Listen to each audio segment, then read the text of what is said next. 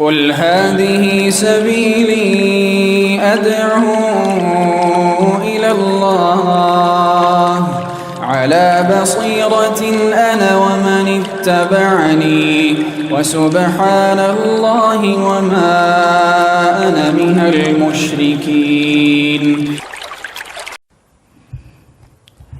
بسم الله الرحمن الرحيم. السلام عليكم ورحمة الله وبركاته.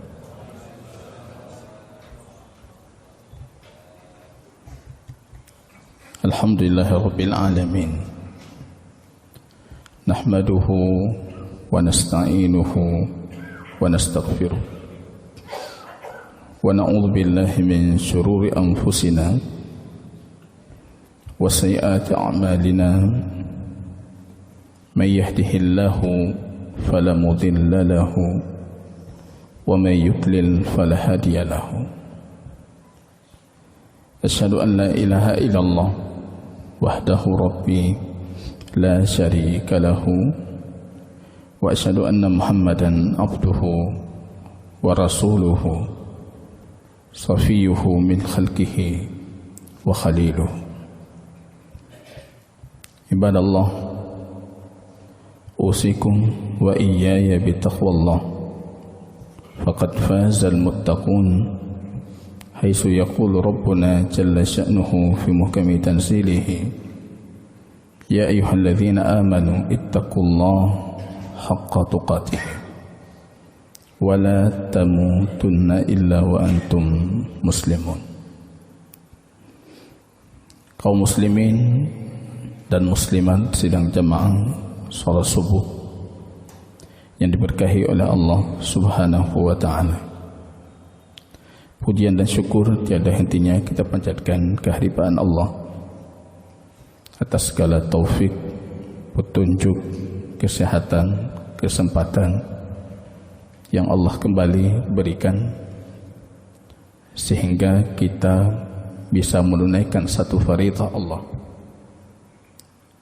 Duduk sembari berzikir, bertafakkur, menuntut ilmunya Allah, terutama perihal akidah dan tauhid kita kepadanya,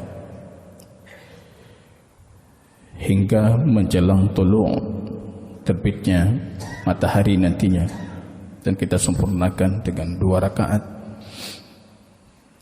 sehingga kita mendapatkan kesempurnaan pahala haji ataupun pahala umrah sebagaimana dijanjikan oleh baginda Rasul sallallahu alaihi wasallam. Salawat dan salam kita doakan kepada Allah agar senantiasa mencurahkannya ke habibina baginda Rasul Muhammad sallallahu alaihi wasallam yang mengajarkan kepada umatnya apa yang dibutuhkan oleh umatnya dan tidak pernah menyembunyikan sedikit pun dari ilmu yang dibutuhkan oleh umatnya baginda Rasul sallallahu alaihi wasallam. Kaum muslimin yang berbahagia,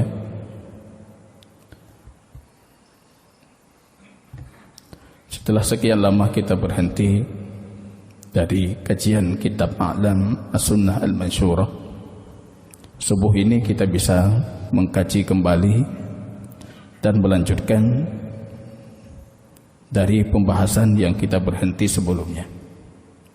Jamaah kaum muslimin rahimani wa rahimakumullah.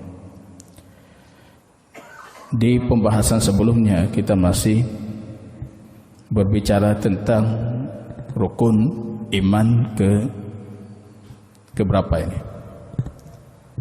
Rukun iman ke-6? Belum. Ke-5? Rukun iman ke-5 yaitu beriman terhadap hari akhir. Kita masih di awal pembahasan dan pembahasan ini akan terus berlanjut sampai tidak kurang 37 pertanyaan setelah ini. Artinya dari 104 kita berhenti sampai ke pertanyaan 140-an. Nanti baru kita berlanjut beriman terhadap takdir. Sampai hampir akhir pembahasan dari kitab kita. Jamaah kaum muslimin, di pertemuan sebelumnya ada 3 pembahasan penting yang sudah kita pelajari tentang beriman terhadap hari akhir. Yang pertama, walaupun kita tahu beriman terhadap hari kiamat itu adalah akidah semua agama yang ada di atas muka bumi.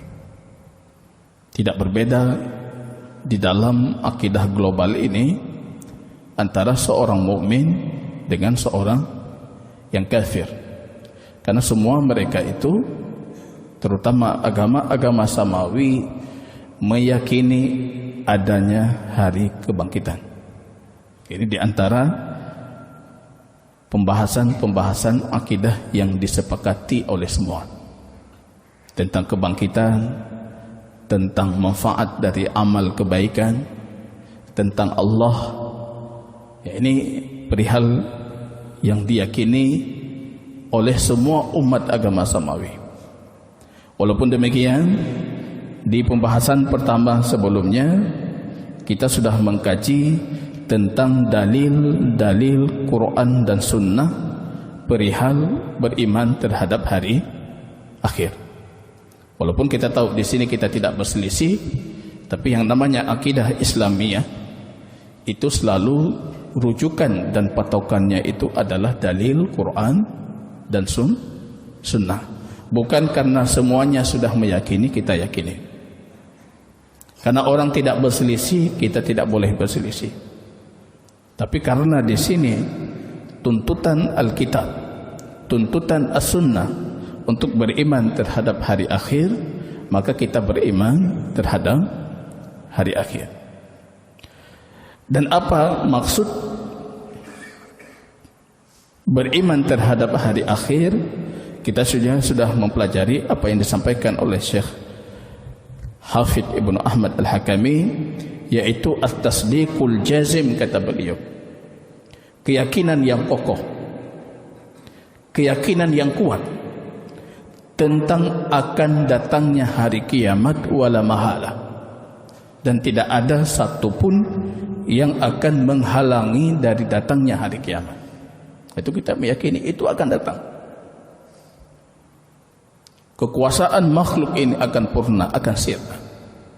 Ayat yang dibacakan oleh imam kita tadi di rakaat kedua. Al-mulku yawma idzinil haqqu lillah. Siapa yang punya kekuasaan yang sebenar-benarnya? Siapa yang punya segalanya pada hari ini? Al-mulku yawma idzin al-haq. Kerajaan, kekuasaan yang mutlak, yang abadi, yang sempurna dan yang sebenar-benarnya adalah lillah. Itu hanya milik Allah. Nanti besok di hari kiamat Allah akan mengatakan itu. Aina jababiratu dunya wa aina mulukud dunya. Allah bertanya, di mana pemimpin dunia? Di mana penguasa-penguasa dunia? Di mana raja-raja dunia? Wal mulku yawma idzin al-haqqu lillah. Dan kerajaan itu hanya milik Allah. Ini yang selalu kita ulangi dalam salat kita, Quran surat Al-Fatihah. Maliki yaumiddin. Maka pada pertemuan sebelumnya jamaah kaum muslimin, dan hampir sering saya ulangi, cukup 2 hal itu, kata Umar. Kalau anda perbaiki keyakinan anda dalam 2 hal ini, maka anda akan menjadi generasi khairul ummah, generasi umat terbaik. Yang pertama, perihal beriman terhadap Allah. Yang kedua, perihal beriman terhadap hari akhir. Iman terhadap Allah mewariskan kita muraqabatullah. Kemanapun kita pergi, dimanapun kita berada, kita meyakini Allahu Raqib.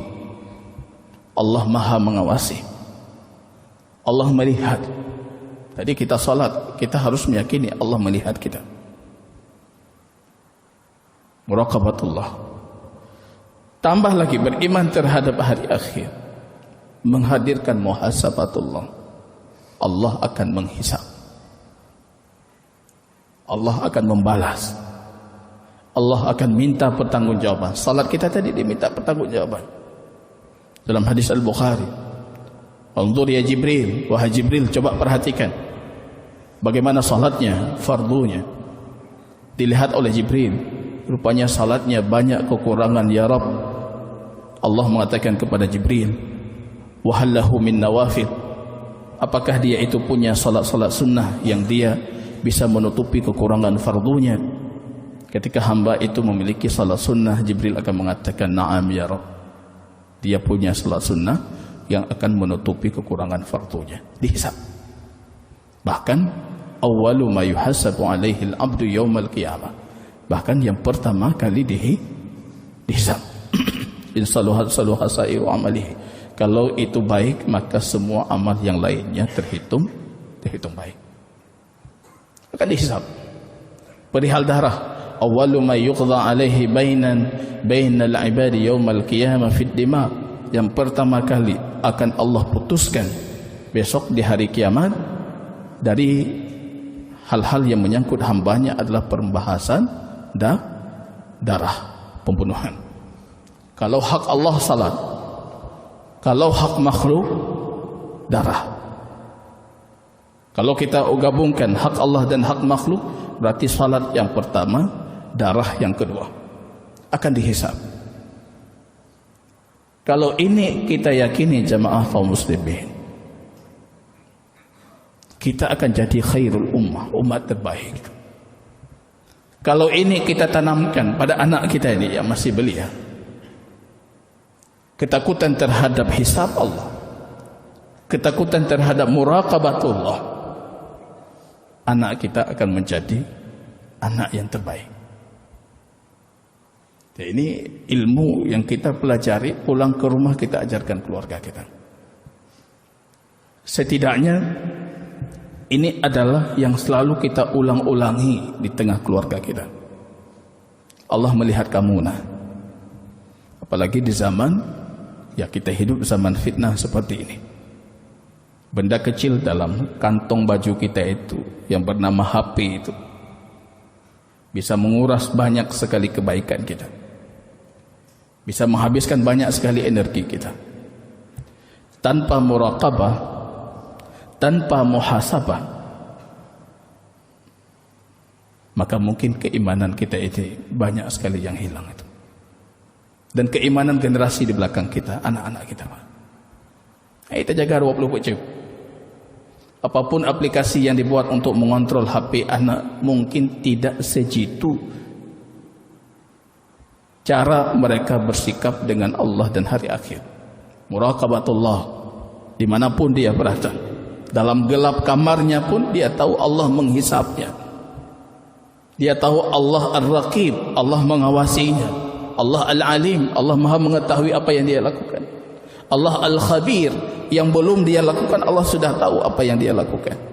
Kalau itu berhasil kita tanamkan, maka akan lahir di belakang kita generasi yang kokoh, generasi yang kuat. Ini ikhtiar kami di sekolah. Kami buat 3 tahun dan baru kami selesaikan itu untuk modul alam akhirat. Kami namakan perjalanan panjang akhirat. Perjalanan panjang akhirat.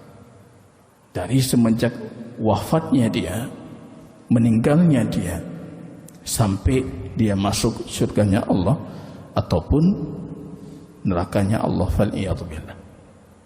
Itu adalah maksud daripada beriman terhadap hari akhir, dan itu buahnya. Maka ini pembahasan yang penting jemaah kaum muslimin, yang punya tujuan penting untuk menanamkan nilai muhasabatullah. Pegawai itu akan lurus, karyawan akan lurus, pimpinan akan lurus, penguasa akan lurus kalau yang mereka hadirkan adalah muhasabatullah. Allah akan menghisab. Allah akan menghisab. Itu materi pendidikan karakter yang luar biasa cukup seharusnya bagi seorang mukmin. Tapi kenyataannya ketika kita lihat makin anak mukmin makin hanagat akhlak. Makin ane orang beriman makin hanagat moral. Ini seharusnya dipertanyakan ini. Pendidikan karakter kita itu seperti apa? Padahal seharusnya kita itu sudah punya. Tinggal kita bangkitkan saja pada diri anak-anak kita. Kesadaran pengawasan Allah. Kesadaran Allah akan menghisap. Gaduh ancamnya ayah hukum. Ayah hukum. Kita ancam dengan ayah. Seberapa lama ayah bisa menemani anak? 1 jam, 2 jam seorang. Tapi ketika kita mengatakan Allah akan menghisapmu, Allah mengawasimu, itu 24 jam. Allah akan menghisapmu, itu 24 jam. Ini jamaah kaum muslimin rahimani wa rahimakumullah. Jika ada jamaah yang ingin menambahkan apa buah dari beriman terhadap hari akhir, manfaatnya apa saja? Kalau versi Umar yang saya sebutkan tadi, kenapa para sahabat bisa jadi ahli ibadah yang luar biasa? Sebagai orang-orang yang punya keyakinan yang sangat lurus, ibadahnya sangat bagus. Umar mengatakan karena keimanan mereka terhadap Allah dan keimanan mereka terhadap hari akhir. Apalagi jamaah kaum muslimin, kira-kira yang menjadi buah dari keimanan kita terhadap hari akhir. Manfaatnya, hana manfaat atau majlis tak awak. Hana manfaat atau kajian bengahnya. Apa manfaat? Kita belajar tentang hari kiamat itu.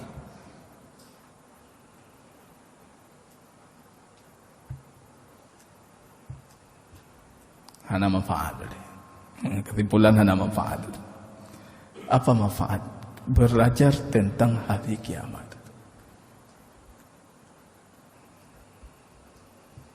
Hana manfaat? Ada? Enggak ada? Manfaat. Belajar tentang hari kiamat.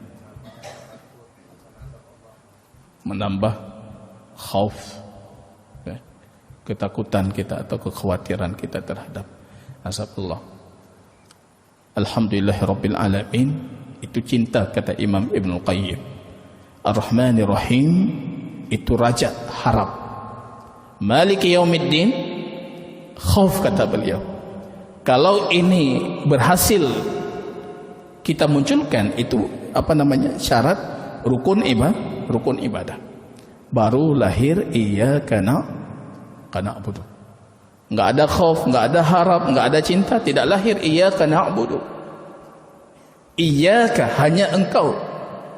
Padahal tadi sebelumnya dia yang menciptakan semesta alam. Dia yang maha pengasih, maha penyayang. Dia yang menguasai. Dia. Tapi ketika ibadah sudah engkau yang kami sembah. Allah di hadapan kita. Allah hadir di sisi kita. Muraqabah. Itu ketika berhasil kita munculkan 3 tadi. Ketakutan itu sebagai cambuk, kata Syekh Muhammad bin Abdul Wahab, untuk sebuah ibadah. Cambukannya itu takut. Kita malah dicambuk dengan ketakutan. Akhirnya kita gigih dan giat kembali. Masya Allah. Apalagi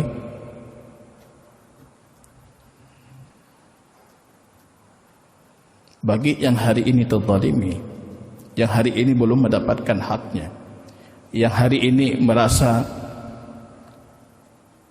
dia terzalimi, seharusnya beriman terhadap hari akhir ini. Bagi dia itu menjadi sebuah tasliyah, hiburan. Karena nanti suatu saat bahkan kambing yang bertanduk pun, dzata qarnin dalam hadis, kambing bertanduk yang pernah menanduk kambing lain yang tidak bertanduk, Allah akan menghisap sebelum menjadikan hewan ternak itu menjadi debu dan tanah. Allah hisap dulu. Allah nampakkan keadilannya. Ini di antara fungsi kita beriman terhadap hari akhir. Yang hari ini terzalimi, kadang-kala hak kita terzalimi, kita sabar untuk itu. Dan kita tahu betul akan datang suatu saat hak itu akan aku ambil kembali dalam kondisi yang lebih baik. Ini jadi tasliyah, jadi hiburan. Dan tentunya kalau ada yang mau menambahkan silahkan. Kalau tidak ada, artinya kalau Imam Syekh Ibn Utsaimin menyebutkan hampir berapa puluh manfaat beriman terhadap hari akhir. Banyak sekali. Jamaah kaum muslimin rahimani wa rahimakumullah. Dan pertanyaan terakhir yang kita kupas pada pertemuan sebelumnya 104, hal ya'lamu ahadun mata takunu sa'ah? Apakah ada yang tahu kapan kiamat itu terjadi? Kita sepakat dengan nas Quran dan sunnah. Tidak ada yang tahu kapan kiamat itu terjadi, bahkan malakun muqarrabun. Malaikat yang meniup itu, Israfil, yang ditugaskan untuk meniup trompet sangkakala itu pun dia tidak tahu kapan kiamat itu akan terjadi. Padahal trompetnya sudah di pipinya hari ini. Nah, kabak bibi kata tinggal iup. Tapi beliau tidak punya ilmu kapan itu terjadi. Apalagi prediksi-prediksi para ulama kita yang bersumberkan kisah-kisah Israiliyat tentang umur dunia, tentang kapan terjadinya kiamat, dan sudah kita buktikan dengan perjalanan waktu, rupanya prediksi-prediksi itu salah. Pernyataan Imam Sayuti dalam kitab Al-Hawi tentang umur dunia ini cuma umur 7.000 tahun, dan kita sudah berada di penghujung 1000 kelima, berarti tinggal 1500 tahun lagi. Seharusnya hari ini Dajjalnya sudah turun, Nabi Isa kagak turun. Semua tanda-tanda kiamat itu banyak yang sudah terjadi, tapi kita buktikan hari ini belum terjadi. Dan Imam Sayuti keliru ketika menukilkan kapan terjadinya hari kiamat itu. Itu bukan tugas kita. Karena pula ya hitung panjang kiamat, kita hitung itu berapa umur dunia, bukan itu. Maka baginda Rasul ketika ditanyakan, mata taqumu sa'ah ya Rasulullah, kapan kiamat? Rasul balik bertanya tentang pertanyaan yang lebih esensi. Madza a'datta laha? Apa yang sudah kamu siapkan? Bertanya yang panjang kiamat, kah siap? Panjang mati siap belum? Belum. Madza a'datta laha? Apa yang kamu siapkan? Rupanya sahabat ini punya jawaban bagus. Dia mengatakan, wa ma a'datu laha katsiran minal amal. Aku tidak punya banyak dari amal yang aku persiapkan, tapi yang aku punya, aku hanya mencintai Allah dan Rasul-Nya. Temannya tanya kalau ilmu jawaban. Ini karena sahabat yang ditanyakan, dia mengatakan yang aku punya cuma cinta Allah dan Rasul. Anta ma'aman ahbabta, kata Rasul, engkau bersama orang yang engkau cintai. Anas bin Malik mendengar sabda Rasul itu, gembira sekali beliau. Wa ma farahina, kami tidak berbahagia para sahabat Rasul melebihi ketika kami mendengar hadis itu. Wallahi fa inni uhibbu Rasulullah, aku mencintai Rasul. Uhibbu Abu Bakrin, aku mencintai Abu Bakar. Uhibbu Umar, aku mencintai Umar. Walaupun amal kami tidak seperti mereka, kami mengharapkan dibangkitkan bersama mereka. Ya, bersama Rasul di surganya Allah. Bermajlis dengan majlis yang dekat dengan baginda Rasul di surganya Allah. Kapan kita bisa seperti itu? Kalau kita merujuk ke hadis yang lain, bihusnil khuluq, dengan kesempurnaan akhlak. Aqrabukum manzilan yaumal qiyamah, au adnakum majlisan minni yaumal qiyamah. Yang paling dekat tempat duduknya denganku besok di hari kiamat. Siapa mereka ya Rasulullah? Rasul mengatakan, yang baik akhlaknya dari mereka. Seharusnya keimanan kita terhadap hari akhir ini melahirkan akhlak-akhlak yang mulia. Jangan justru gara-gara faktor iman buruk akhlak kita. Karena faktor iman buruk tutur kata kita. Seharusnya akhlak ini yang meluruskan akhlak kita. Ini jamaah kaum muslimin, tidak ada yang tahu. Baginda Rasul pun ketika ditanyakan oleh Jibril, mata sa'ah, kapan kiamat? Rasul mengatakan, mal mas'ulu anha bi'alami minas sa'il. Yang ditanyakan belum lebih tahu dibandingkan yang bertanya. Jibril pun tidak tahu. Nah, bedanya waktu fila ilm diterjemahkan itu. Yang ditanyakan belum lebih tahu, berarti sama-sama tahu. Cuma tidak lebih tahu. Itu salah dalam memahami bahasa. Itu maksud baginda Rasul, bukan sama-sama tahu. Yang ditanyakan tidak lebih tahu dibandingkan yang bertanya. Artinya kita sama-sama nggak tahu. Bukan sama-sama tahu. Nah, ini tidak ada yang tahu. Tidak ada yang tahu. Kita cuma tahu itu akan terjadi dalam hadis sahih Musnad Imam Ahmad dan Sunan Abu Daud, terjadi pada hari Jumat, tapi Jumatnya kapan? Ura-ura Jumat, tapi Jumatnya kapan? Maka kita subuhnya disunahkan membaca Al-Insan, disunahkan membaca Al-Qiyamah, disunahkan membaca As-Sajadah. Kenapa? Karena memang surat-surat itu berbicara tentang hari kiamat. Jamaah kaum muslimin, kalau kiamatnya kita tidak tahu, tentunya baginda Rasul dan Quran akan mengabarkan kepada kita tanda-tandanya ketika dia akan datang. Di luar banyak sekali kita dapati para ustaz, penceramah berbicara tentang hari kiamat, tanda-tanda kiamat, dan merincikan secara detail. Dukhan detail sekali dicerita, dukhan lagi macam. Ad-dabbah, binatang yang besar itu ciri-cirinya seperti ini, seperti itu. Yang menariknya, Syekh Hafidh Ibnu Ahmad Al-Hakami dalam kitab kita ini cuma mengglobalkan perihal tanda kiamat. Tidak ada rincian dalam sunnah. Tidak ada rincian. Kalau sudah merinci itu Israiliyat. Kalau sudah merinci itu hadisnya tidak sampai ke Rasul sallallahu alaihi wasallam. Itu pandangan para ulama saja. Atau itu pendapat-pendapat pada generasi salaf saja. Atau itu cerita-cerita Israiliyat. Nah, kalau kita pelajari versi Quran dan Sunnah, ya disebutkan saja ini tanda-tanda kiamat. Kadang-kala dalam beberapa hadis sedikit dirincikan, tapi tidak ada yang detail sekali. Tentang Dajjal berjilid-jilid bisa diceritakan ya pada temeh. Hana ilmu kamu ya. Nyana prehnya mbak kajian hana ilmu lo. Tentang Ya'jud Ma'jud detail diceritakan, itu kita nggak punya ilmu seperti itu. Kita cuma meyakini apa yang Rasul sallallahu alaihi wasallam katakan. Kalau Rasul sedikit rincikan, kita rincikan. Kalau Rasul tidak merincikan, ya kita globalkan. Karena hakikatnya itu adalah bukan sesuatu yang kita cari. Bukan tujuan kita itu mengetahui tanda-tanda kiamat. Cuma mengenali beberapa tanda-tandanya yang disebutkan dalam hadis Rasul. Maka pertanyaannya, Mi'ah wal Khamisah, pertanyaan 105, ma misalu amarati sa'ah minal kitab? Apa tanda-tanda kiamat itu dari Al-Quran Al-Karim?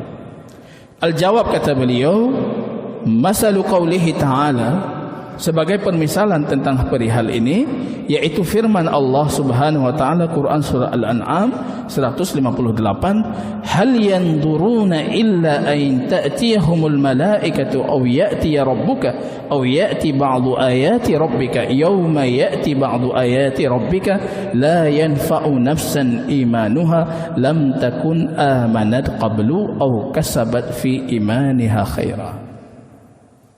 Ini di antara ayat-ayat yang bercerita tentang tanda kiamat. Apakah mereka menunggu? Apakah mereka melihat sehingga akan datangnya para malaikat? Aw ya'ti rabbuka, ataupun datangnya Allah Tuhanmu. Aw ya'ti ba'du ayati rabbika, ataupun datang beberapa tanda-tanda kebesaran Tuhanmu. Pada hari ketika ayat Tuhanmu itu datang, tanda kebesaranmu itu datang, la yanfa'u nafsan imanuha lam takun amanat min qablu. Maka pada hari itu iman itu tidak bermanfaat lagi. Ketika sudah datang tanda-tanda dari Allah itu, iman itu tidak berfaedah lagi. Anda mau beriman enggak berfaedah lagi. Dijelaskan oleh Rasul apa itu tanda-tanda itu? Terbit matahari dari barat. Kalau matahari sudah terbit, Anda mau beriman, iman tidak diterima lagi. Anda mau tobat tidak diterima lagi. Tobat itu pintunya luas, dalam hadis Imam Muslim, luas sekali.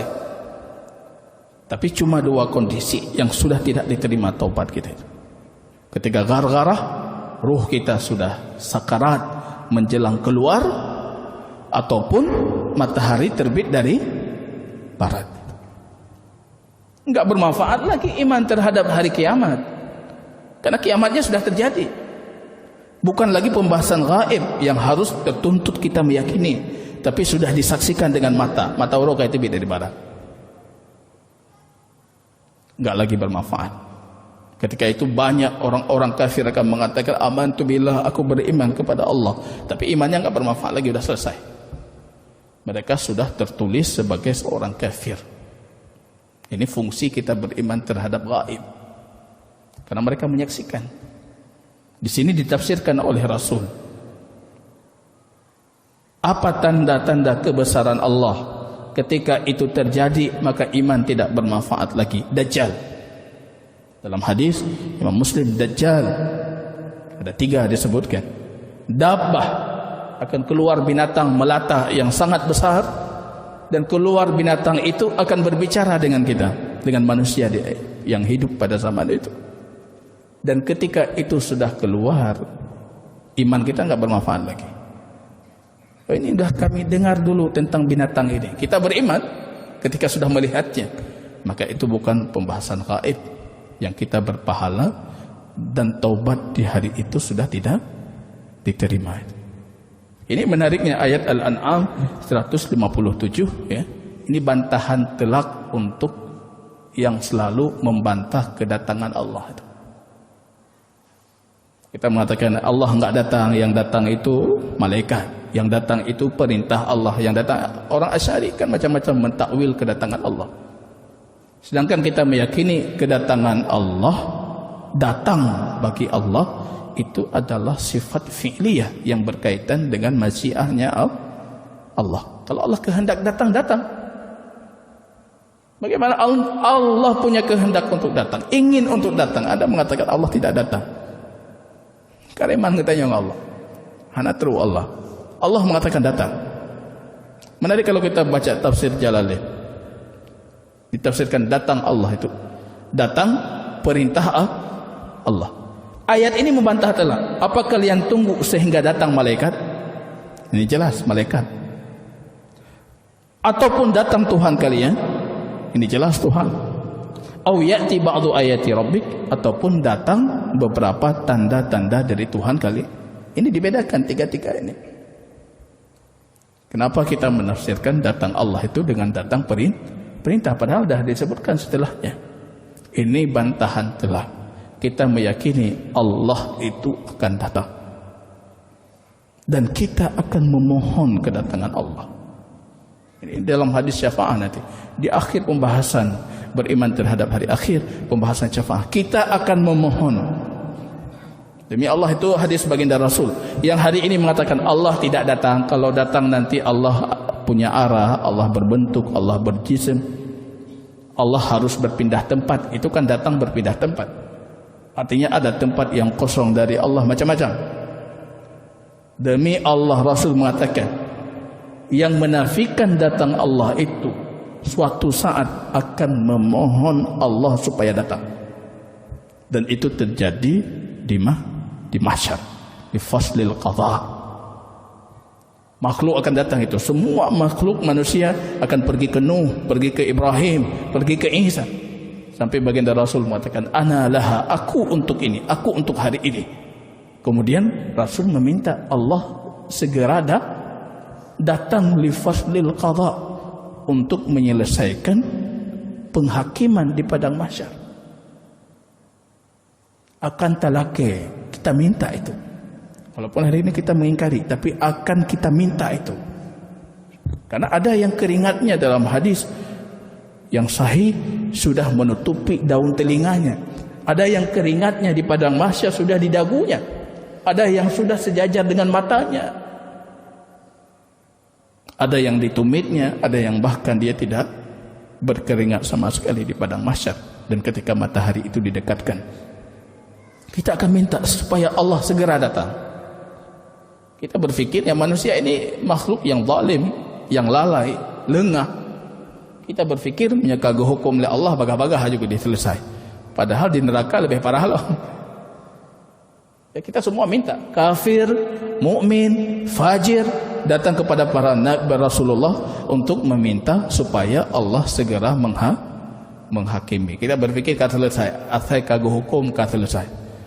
Padahal hukumannya belum jelas, itu kita kemana nanti. Akan kita minta itu. Ini keyakinan kita yang tidak boleh kita goyah ini. Ya.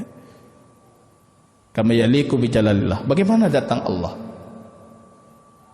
Imam Ahmad ditanyakan, kaifa istawa ya Imam? Bagaimana Allah itu beristiwa? Apa kata Imam Ahmad? Sifli Zatallah. Coba deskripsikan ke saya. Coba gambarkan ke saya Allah itu seperti apa. Kalau kamu tahu Allah seperti apa, baru kita tahu Allah beristiwa seperti apa. Kalau kamu tahu Allah kibar, baru Anda tahu Allah turunnya bagaimana. Baru Anda tahu Allah datangnya bagaimana. Tapi kalau Anda tidak tahu itu, maka kita nggak bisa tahu bagaimana hakikat dari sifat Allah itu. Maka ini kaidah kita dalam beriman terhadap asma dan sifat. As-sifat far'un anidzat. Tasawur sifat, menggambarkan sifat Allah itu bagian dari menggambarkan zatnya Allah. Kalau zatnya kita tidak bisa menggambarkan, berarti sifatnya juga kita tidak bisa mengetahui hakikat. Tapi kita beriman Allah akan datang. Kita akan minta itu. Nah, ini jamaah kaum muslimin, lam takun amadat min qablu, yang tidak beriman sebelumnya tidak bermanfaat baginya iman di hari itu. Au kasabat fi imaniha khaira, ataupun imannya itu tidak pernah membuahkan kebaikan. Tiba-tiba di hari itu membuahkan kebaikan, maka imannya itu tidak bermanfaat. Dijelaskan oleh baginda Rasul, ini keluar matahari dari barat. Tiap hari dalam hadis Imam Muslim, matahari itu ketika terbenam kemana dia? Dia sujud di bawah arsy-Nya Allah, minta izin. Hadis sahih, hadis Imam Muslim. Ketika Allah izinkan, dia balik lagi, terbit lagi seperti biasa. Besok di hari kiamat Allah akan mengatakan itu, irji' min haitsu ataiti, kembali dari kamu datang di sorenya. Berarti terbitnya dari barat. Terbit dari barat. Dan Rasul menafsirkan, dzalika asy-syamsu tajri li mustaqarril laha. Begitulah matahari itu berlari pada porosnya. Kita masih peninggalan ilmu pengetahuan barat. Ilmu pengetahuan teori-teori yang diciptakan oleh orang-orang kafir, seolah-olah digambarkan kepada kita mata urobak tengah. Planet pertama mengelilingi, planet kedua mengelilingi, planet ketiga. Siapa yang punya jangkauan penglihatan dan pandangan begitu luas sehingga bisa melihat tata surya seperti itu? Ketika kita di bumi yang lain hanadu, bantajah lain lagi yanti lain hanadu. Siapa yang mampu melihat itu? Matahari seolah-olah di tengah itu dia, cuma berlari pada porosnya. Tidak dalam hadis. Matahari itu terbenam, dia sujud di bawah arsy. Ilmu kita belum sampai, ya tidak mungkin sampai. Pandangan kita terbatas. Anda mau ke atas, mau kemanapun, mustahil secara logika Anda bisa melihat tata surya yang luas itu. Kita kecil menggambar itu. Kita gambar matahari obat tengah, bulan, planet sampai Pluto. Padahal ketika kita pergi ke satu planet itu yang lain nggak nampak. Dan bagaimana bisa kita lihat tata surya yang seperti itu? Yang kita meyakini berdasarkan Quran dan hadisnya baginda Rasul, matahari itu bergerak dan Rasul menafsirkan. Apa maksud firman Allah? Matahari itu berlari pada porosnya, berlari limustaqarril laha, di tempat edarannya. Itu maksudnya kata baginda Rasul, setiap terbenam dia berhenti di bawah arasnya Rahman, dia sujud. Ya mungkin sujudnya beda, karena beda zatnya dengan kita, maka kefiyah sujudnya pun beda. Zat Allah beda dengan kita, kefiyah turunnya pun beda. Zat Allah beda dengan kita, kefiyah istawanya Allah juga beda. Ini jangan dicampur aduk, disama-samakan, jangan. Matahari sujud, minta izin dia, sujud minta izin. Dan besok di hari kiamat Allah akan mengatakan, enggak, balik lagi dari kamu datang. Sorenya kamu datang dari mana? Dari barat. Terbit dari barat. Terbit dari barat. Orang beriman, enggak bermanfaat lagi imannya. Karena itu bukan lagi gaib. Yang bermanfaat ketika masih gaib. Wa idza waqa'al qawlu 'alaihim, ketika sudah terjadi ketetapan Allah kepada mereka, akhrajna lahum dabbatan minal ardi tukallimuhum, maka akan keluar dabbah, binatang melata.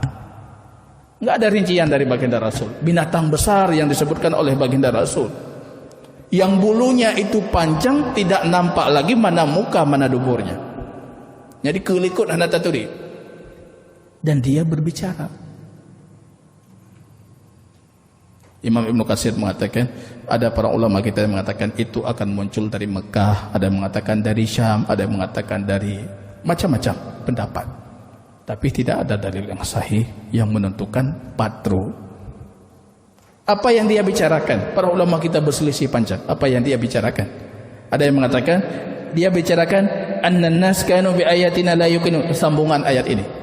Manusia dulu tidak beriman terhadap tanda-tanda kebesaran kami. Itu yang dia bicarakan. Ada yang mengatakan dia akan menentukan mana kafir, mana mukmin. Kamu orang beriman, kamu kafir, kamu kafir. Karena ketika dia keluar enggak bermanfaat lagi iman. Itu juga tidak punya dalil yang sahih dari Rasul. Ciri-ciri fisiknya tidak ada dalil sahih. Ada pendapat Ali bin Abi Thalib. Dia tidak punya ekor, dia berbulu seperti bulu burung, dia kepalanya seperti ini, kakinya seperti ini, macam-macam. Detail itu tidak ada dari baginda Rasul. Ya, kalau di luar kita dapati banyak yang mendetail-detailkan. Memang urung katanya galak lagi. Nyeka detail panjang, oh mak hayu ta. Luah ta ilmi. Sampai dabbah bisa diceritakan detail sekali itu.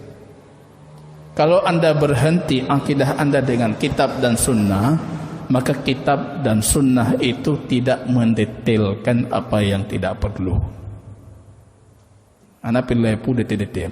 Yang penting ada yakini binatang melata itu akan keluar sesuai dengan janji Allah.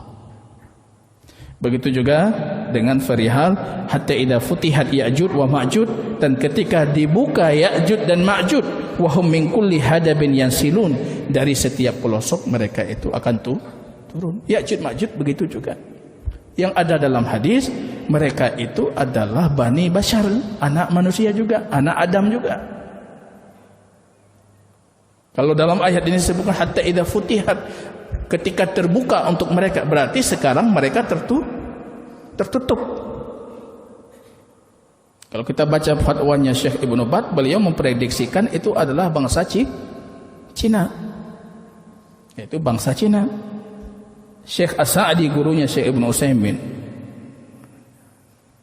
Abdurrahman Ibnu Nasir As-Sa'di, beliau justru mengatakan tembok besar Cina itulah benteng yang ditahan di dalamnya Ya'juj Ma'juj. Karena mereka mengasumsikan Ya'juj Ma'juj itu diselamatkan dari bangsa Aturk, bangsa Turki, Turkmenistan, ini itu, Tartaristan. Memastikan seperti itu juga tidak ada nas Quran dan sunnah. Nas Quran dan sunnah. Kita kembalikan ilmu kepada Allah. Untuk apa kita memprediksikan? Sedangkan banyak sekali ilmu Allah yang penting yang harus kita ketahui. Tentang Ya'juj Ma'juj, tentang ini. Kita berhenti dalam hadis-hadis baginda Rasul. Yang jelas, ini adalah dua bangsa dari anak Adam alaihissalam yang akan membuat kerusakan. Dan tidak ada manusia yang mampu menghadang mereka. Termasuk Isa ibnu Maryam, Nabiullah. Turun besok di hari kiamat, menjelang hari kiamat, dan dia tidak bisa menghentikan Ya'juj Ma'juj. Dia perintahkan dalam hadis yang sahih, yang panjang, kaum muslimin untuk naik ke gunung. Dah menjauh, naik ke gunung. Akhirnya Allah datangkan makhluk-makhluk ciptaannya dan penyakit yang membuat Ya'juj Ma'juj itu mati dengan sendirinya. Mati karo ini. Allah kirimkan burung-burung akhirnya membawa jasad-jasad mereka, karena jasad-jasad mereka yang besar itu dan banyak jumlah mereka itu sudah mengganggu dan menyebarkan penyakit di tengah kaum muslimin di saat itu. Itu cuma nas-nas yang kita dapati dari cerita baginda Rasul perihal Ya'juj Ma'juj. Barangkali kita lanjutkan di pertemuan selanjutnya. Barakallahu fikum. Kalau ada yang patut kita diskusikan, kita persilahkan.